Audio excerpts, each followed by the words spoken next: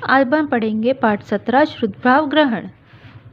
यह शुद्ध भाव ग्रहण का अर्थ है सुनकर समझना अथवा सुनकर बातों के भावों का ग्रहण करना।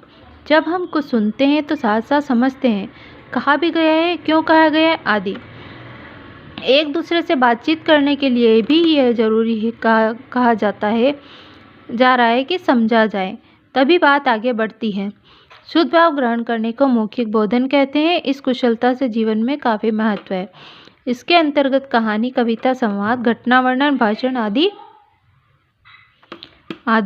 सुनाए जाते हैं और उन पर आधारित प्रश्न पूछे जाते हैं।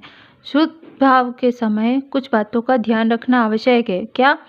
सामान्य गति से उपयुक्त विराम देते हुए स्पष्ट उच्चारण के साथ सुनाना पड़ता है।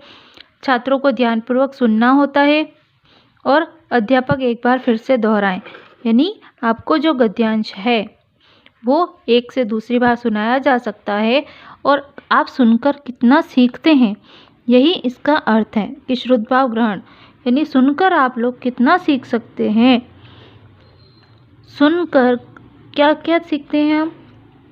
इसमें किसी घटना का वर्णन हो सकता है, कोई कहानी हो सकती है, कविता हो सकती है। इसके आधार पर आप किस प्रकार से, ये देखिए, इस गद्यांश को पढ़कर नीचे लिखे प्रश्नों के उत्तर देने हैं हमें।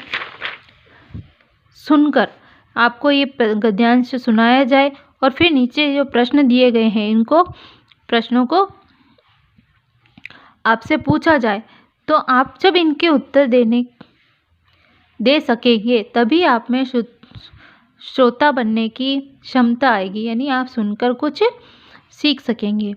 ओके, तो सुनकर सीखना एक अपने आप में कला है, तो